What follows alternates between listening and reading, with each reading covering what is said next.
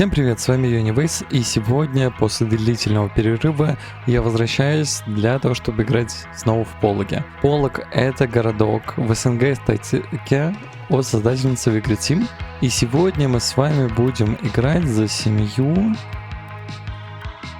Рогозина. Виктор живет вот в таком особняке в стиле Капрома в районе СНТ, и давайте для начала сделаем вот так, потому что я наконец смог установить решейд. История семьи такова, что Виктор когда-то жил уже здесь, и он является правнуком Рогозина, в честь которого назвали ДК.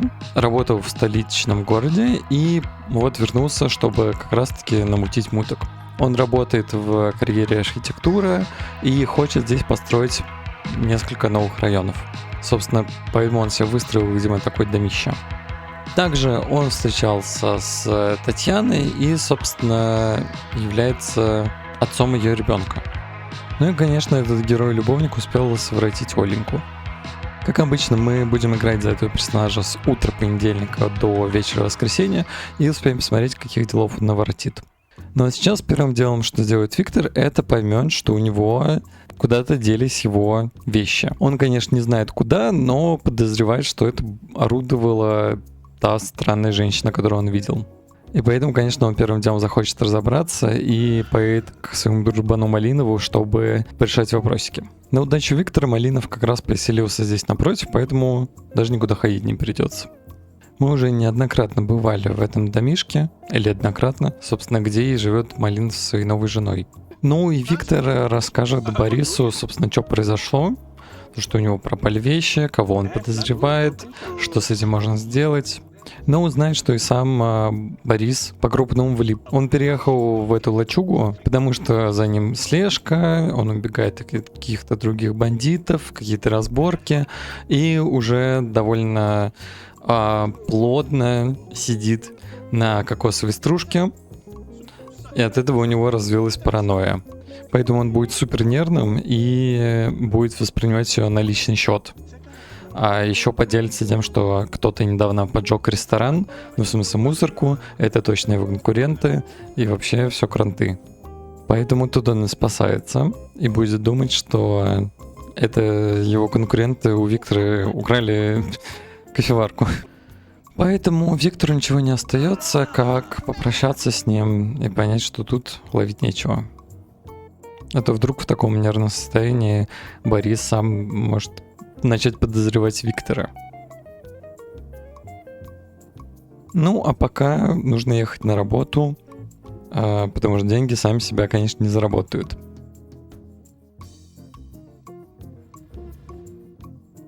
Ну, а на работе ему нужно сделать один важный визит, поэтому он пригласит Сергея Мещерского на переговоры в его практически Дом культуры. Ну и когда Сергей приедет, то Виктор, конечно, его поведет в собственный кафетерий и предложит угостить кофе, потому что им нужно переговорить очень важные вещи. А дела у него вот какие. Так как их бизнесы связаны, и он уже успел навести справки до этого и, собственно, установить связи, то, конечно, это строительные фирмы, компании и все прочее. И Виктор предложит неожиданные варианты застройки полога с надеждой, что Сергей не сможет отказаться. Ему, конечно, не очень хорошо от кофе. Они договорятся о том, чтобы еще встретиться, поговорить, Виктор предоставит чертежи, план. Ну и, собственно, тогда можно будет поговорить детальнее о его проекте. Ну и, собственно, на этом они попрощаются. И Виктор перед окончанием работы поедет еще по своим делам. Но дела у него довольно банальные. Это заехать в магазин, чтобы, конечно, купить подарки для Оли. Это и коробочка с украшениями, и ее любимые духи. Либо она их очень быстро тратит, либо это солить можно будет.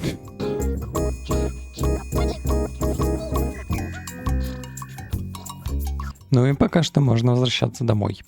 Да, конечно, все эти дни рабочие.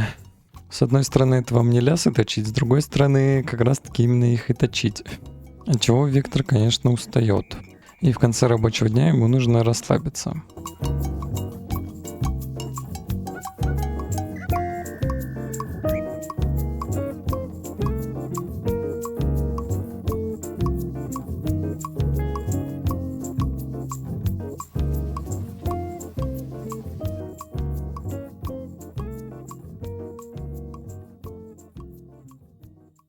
Ну и настал новый день. Угу. Ну, не нравится себе этот тренажер, ну позанимайся на этом, да господи, чё орать. И перед работой Виктор, как обычно, занимается в своем тренажерном зале.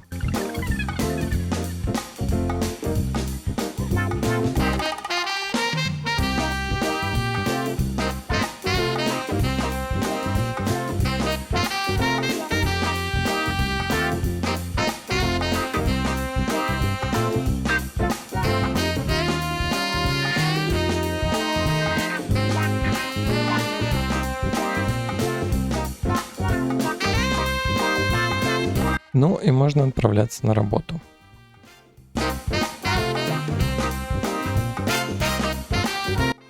А проект, который придумал Виктор, требует личного присутствия, поэтому он решил съездить на объект самостоятельно, собственно, для его осмотра. По задумке Виктора он хочет снести этот гаражный массив, который, естественно, построен неправомерно, и построить здесь прекрасный торговый центр. Ну и к нему здесь, конечно, сразу подойдет Гриша. Они друг друга помнят. И он начнет расспрашивать, а что это вы здесь делаете, что вам надо? Типа это же его тут территория только. Ну и Виктор ему скажет, что он уполномочен осмотреть незаконные постройки. И вообще, мальчик, это не твое дело, что я тут делаю. На что Гриша, конечно, очень разозлится. Потому что ему тут чужаки не нужны. Он, видимо, чувствует, к чему клонится дело. Но доказать это никак не может. Ну, кто тут еще главный буллер, это мы посмотрим. Кто кого. Виктор и не таких видал. Поэтому какой-то тут злющий подросток ему совершенно не помеха. Если он захочет, то вообще его дом снесет. Вот так вот. Ну, Григорий не потерпит такого и полезет с кулаками, конечно. Не на того напал мальчик. Чисто просто драка на пустом месте, если честно. Ну Гриша все-таки победил Виктора. Не зря он там над домашним измывается. Но Виктору ничего не остается, как позорно сбежать. Но для предоставления проекта ему, конечно же, требуется для начала предоставить собственные разработки.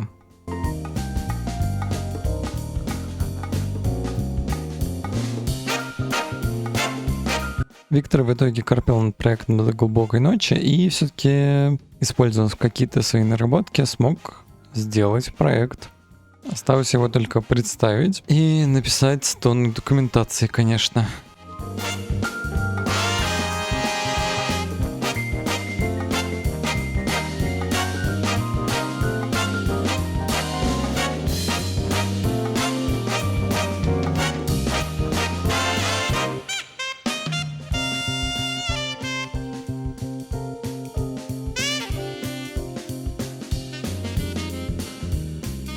Изрядно вымотавшись, конечно, нужно хорошо отдохнуть. Несмотря на то, что я очень негативно оцениваю действия Виктора, трудолюбие ему точно не занимать. Потому что он все-таки не просто так добился этих карьерных высот и столько всего смог сделать, построить целую карьеру, еще и руководить проектами. Все-таки невозможно не отметить его трудолюбие и стремление к успеху.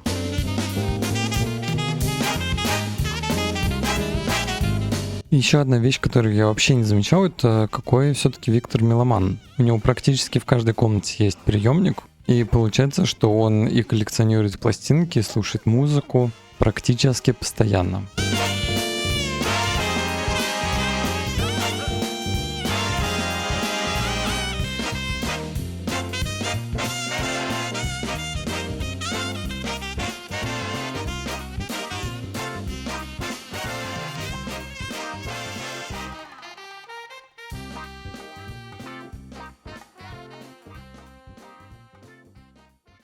Все-таки не могу не отметить, насколько как-то в таких коттеджных районах умиротворяюще, что ли.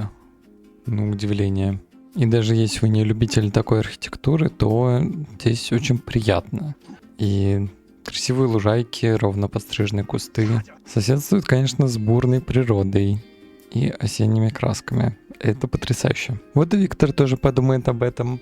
О том, что можно пригласить коллег и партнеров на игру в мини-гольф. Пока что у них в городе нет такого, но кто знает, вдруг это будущее плодотворное сотрудничество поможет создать у них тоже такую площадку. И можно хорошо провести время за барбекю и как бы в неформальной обстановке типа представить проект, и скорее всего тогда все будут точно довольны. И хотелось бы так сделать, но для начала тогда нужно вызвать обслугу, потому что негоже. Пускай даже к нему кто-нибудь приходит и убирается. И тогда и можно планировать какую-нибудь вечеринку в саду. Ну и Виктор съездит тогда на рынок, чтобы закупить весь инвентарь, а то у него нету никакого патио. И как раз шашлыки, все дела, все будут под пьяные, самое то. Ну и как-то так у него примерно получилось, и можно ждать теперь гостей.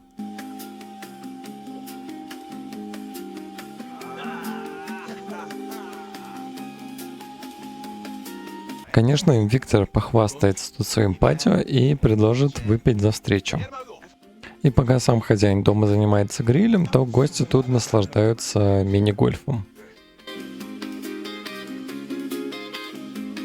Ну и во время делового неформального ужина, конечно, Виктор будет презентовать свой проект.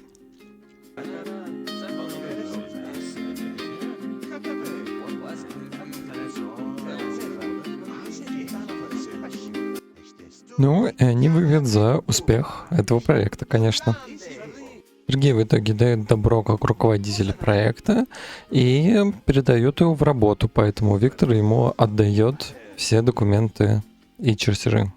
Ну и на такой успешной ноте они наконец-то прощаются. И, конечно, это головокружительный успех, который не может не радовать. Наконец-то все мечты Виктора начинают сбываться как по повиновению руки. И он становится еще ближе к своей цели.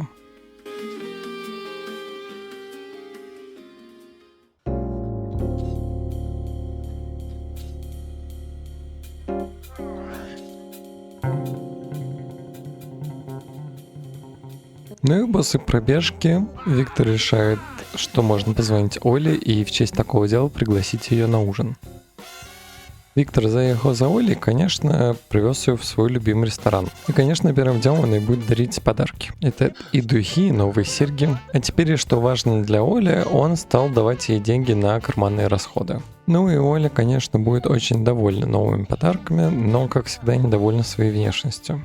Ну и Виктор сегодня, конечно же, поделится с Олей радостным известием о том, что ему одобрили создание здесь торгового центра, и Оля будет очень-очень за него рада. Он вообще будет выглядеть как окно в мир, единственный шанс, и Оля за него всеми руками и ногами старается держаться. Поэтому, несмотря ни на что, она очень хочет ему понравиться.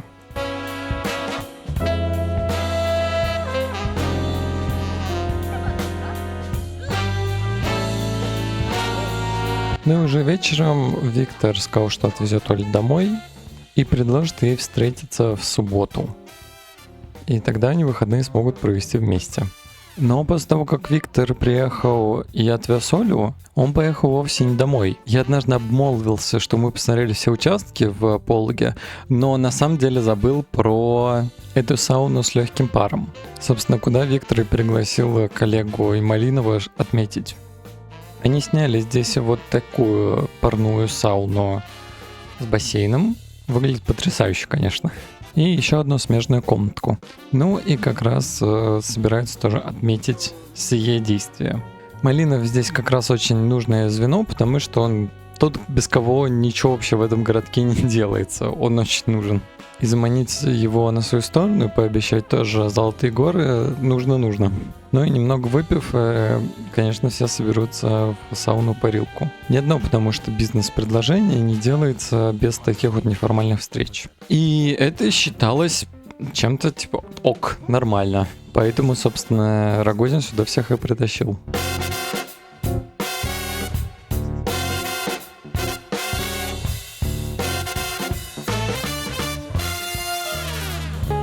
После того, как они попарились, можно и насладиться прохладной водичкой.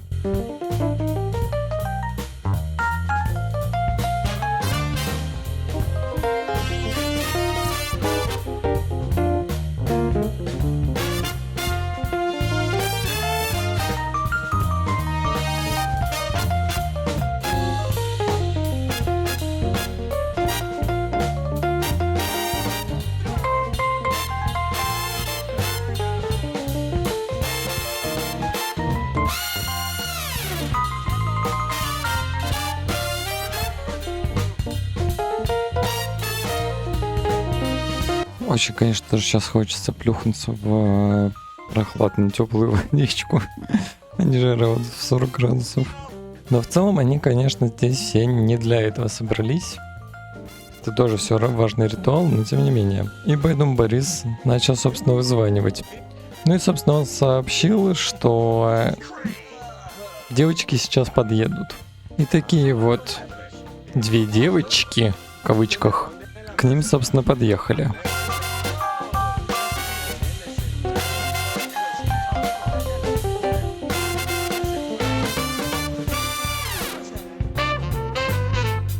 Виктору вообще, видимо, не нравится. Но, судя по всему, это какие-то уже знакомые, в кавычках, опять-таки, Бориса. Ну и, собственно, поэтому пока что Борис типа великодушно уступил, пока эти тут развлекаются.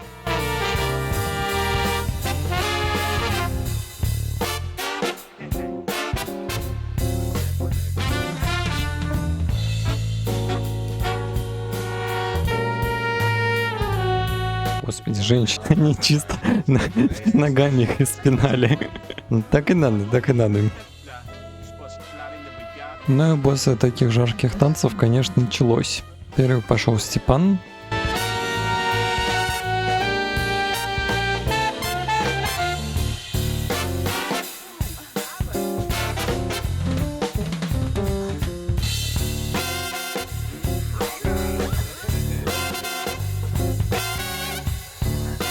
Ну, а за Степаном, соответственно, пошел и Виктор.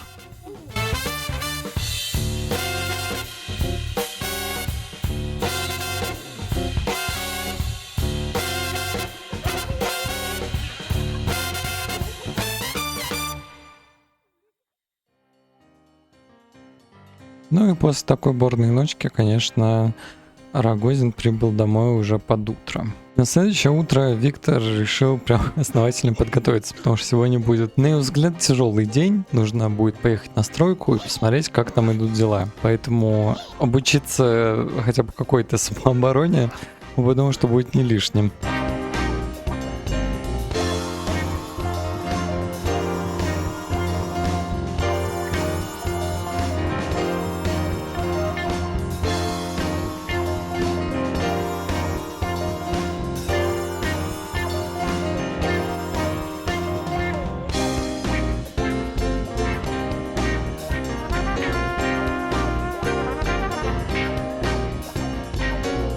Ну и, к сожалению, сегодня придется немножечко испортить прическу. И вот теперь мы готовы.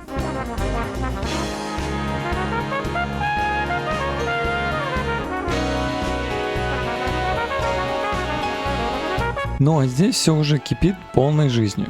Но такого дурдома, который здесь происходит, не ожидал даже Виктор. Здесь уже почти все гаражи снесли, но при этом повсюду метался Гриша и ругался со всеми, кого видел.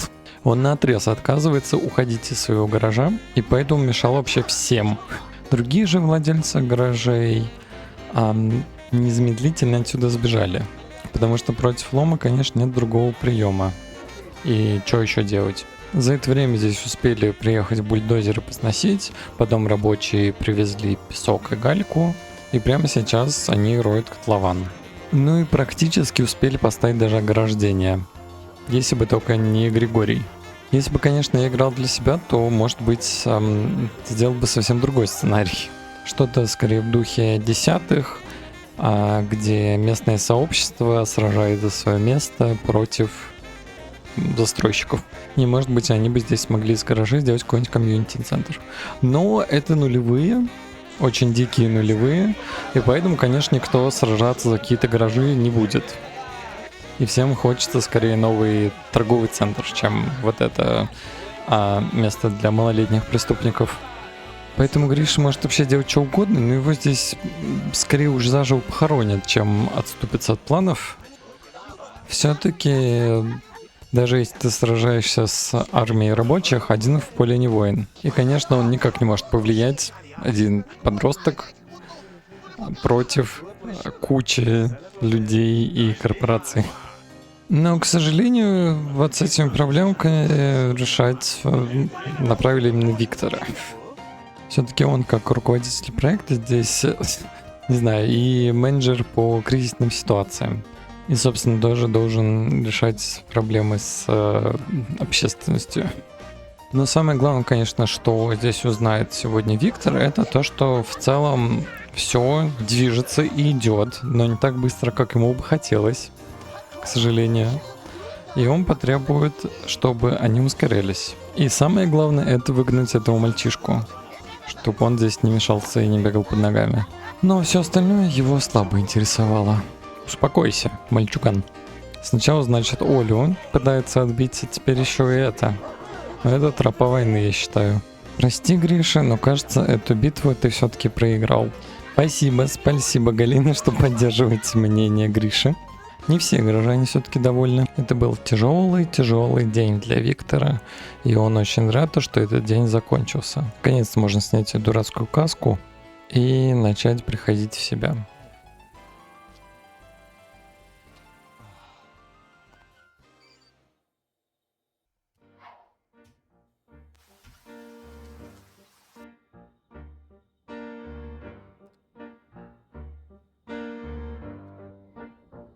Kan att vågen skillenta Flumbar grästazur Valtorneken bracken fors En sjun alla mor Flischflaschen blåremda Slemba lita ko Forsparneken bracken fors En sjun alla mor Zorin bata falenta Glory under trembling Silenta flumba cresta, zorimba falenti Valtorneken bracken fall, sensation alla mor Flischflaschen glorinda, slemba lita kor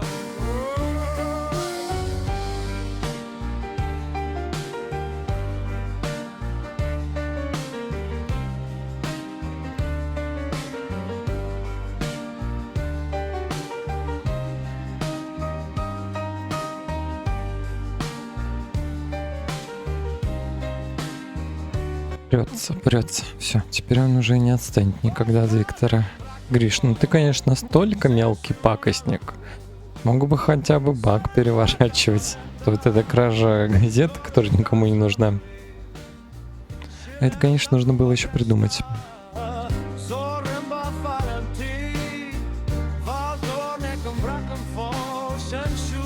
Да, сегодня из-за дождя, к сожалению, не выйти на традиционную пробежку. Поэтому приходится довольствоваться малым. Ну и когда уборщик уйдет, наверное, после этого уже можно будет ехать забирать Олю.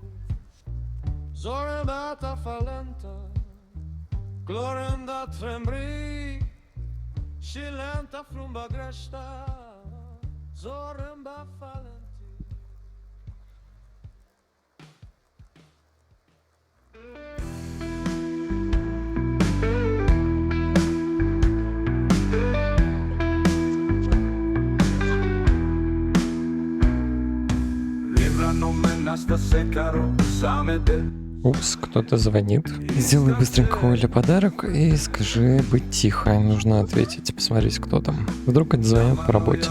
А это, как оказалось, звонит как раз Сергей, который отец Ольги. Сообщите о том, что все идет по плану, и акции компании даже растут. Поэтому они планируют большую выручку. Он не знает уже, как от него побыстрее избавиться и завершить этот диалог. Конечно, Виктор такие паутины, такие козни строит, о чем Ольга и Сергей даже не догадываются. И тут Виктор, конечно, вспоминая прекрасное посещение сауны, придумал замечательную в кавычках идею, которую сейчас и расскажет Оле. А она вроде как для него и стараться рада. Собственно, она отошла, переоделась и сейчас должна вернуться. Ну, кажется, Оля как-то не в восторге. Но что только не сделаешь, когда Виктор просит. А ему прям в душу это запало.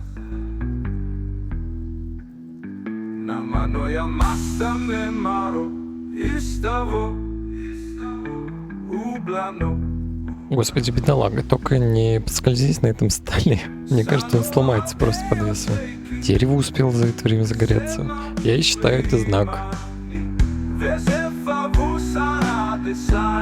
Ну и, конечно, у этого персонажа все заканчивается одинаково. Он вскакивает и все начинается, как обычно.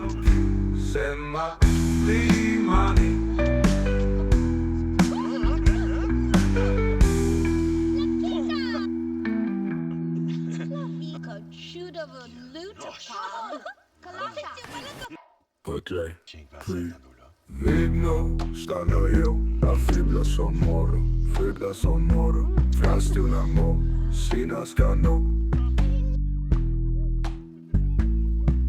Salo, hade och seki, sema flymani. Везефа вусара, десанею. Ну, что еще более странно, то что Виктор уже после того, как дела были сделаны, скажем так, дал ей денег и заказал такси. Он сказал, что у него какие-то дела ночью и предложил встретиться Оле еще завтра вечером. Собственно, с ней произошло все то же самое, что и в прошлый раз. Но скажем спасибо, что хотя бы на этот раз идти пешком не пришлось. Утром перед работой, попивая нектар, Виктор увидел одну интересную вещь за окном. А конкретнее то, что начинает происходить у соседей или продолжает происходить, он уже не знает, что думать. Но Фарун решила установить какую-то гигантскую штуку, и еще и штакетник забила, и высокий забор поставила. Это однозначно портит вид из резиденции Рогозина. Поэтому... Ладно, там украденная кофеварка, но вот это он уже вообще не потерпит.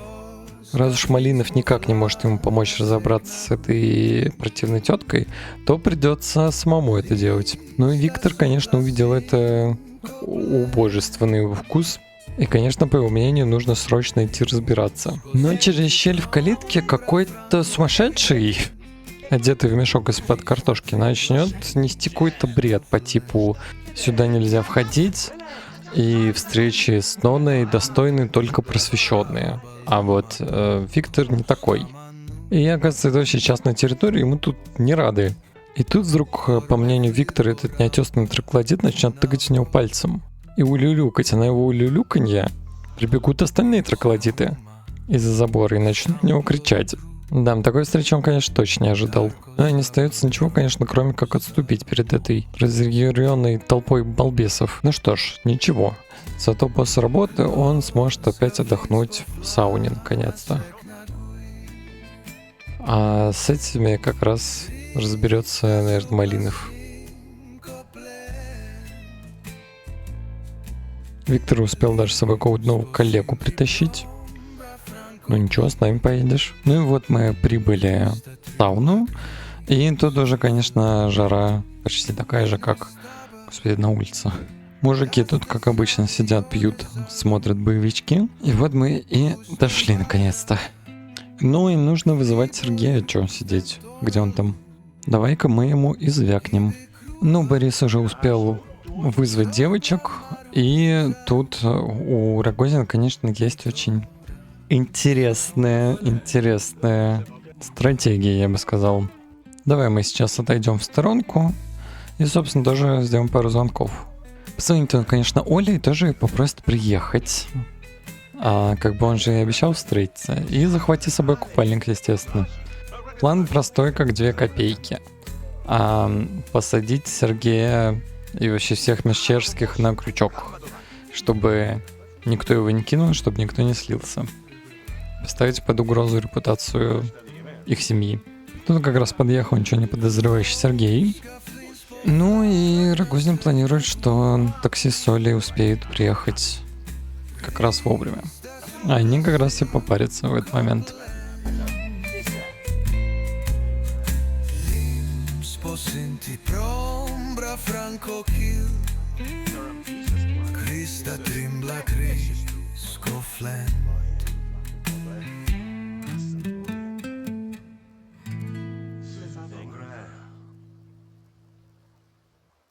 Пока тут мужики в бассейне полтхались, уже и девочки успели подъехать.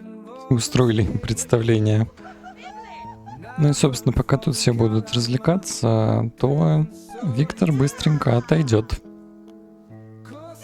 И Виктор тут придет встретить Олю.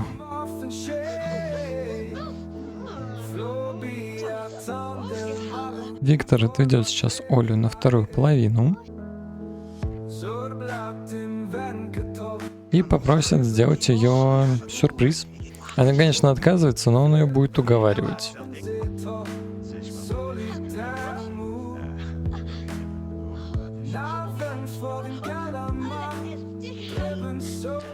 И он попросит ее в таком виде выйти к нему вот в ту часть через несколько минут. Ну, а эти тут все зажигают вовсю. Ну и, конечно, в нашем понимании примерному семьянину и женатому мужику нечего делать в таких местах.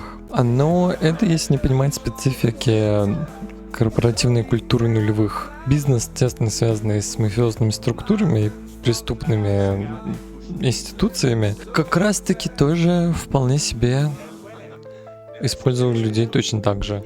И это почему-то не воспринималось для них как измена. Типа, ну что такого особенного, в баню пришли с мужиками, с девочками позажигать. Но это, конечно, очень дико. Ну и пока тут вот это вакханалия происходит, зашла ничего не подозревающая Оля. И она увидела, что происходит, и увидела своего отца.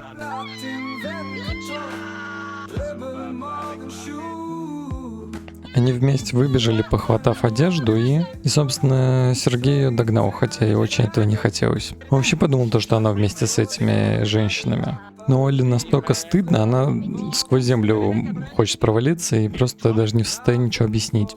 И Сергею, конечно, в этой всей ситуации тоже хочется провалиться сквозь землю. И лучшим решением они думают, что лучше это забыть и вообще ничего не говорить, чем пытаться расставить все точки над «и». Такой конфуз, и у Виктора теперь есть компромат. Самое главное, что это он сухим из воды выходит, потому что все привыкли винить жертву, во-первых, а во-вторых, он не заставлял же Олю ничего делать, да и типа не знал, что Сергей ее отец, и он уверен, что она не будет ему рассказывать об этом. Ну, вот так вот и закончилась неделя у Рогозина. Ставьте лайки, дизлайки, пишите комментарии, я постараюсь войти в привычную колею и снимать почаще. Ой, выйду сейчас открывать все окна, потому что я сейчас расплавлюсь. Ну и не прощаемся. Всем пока.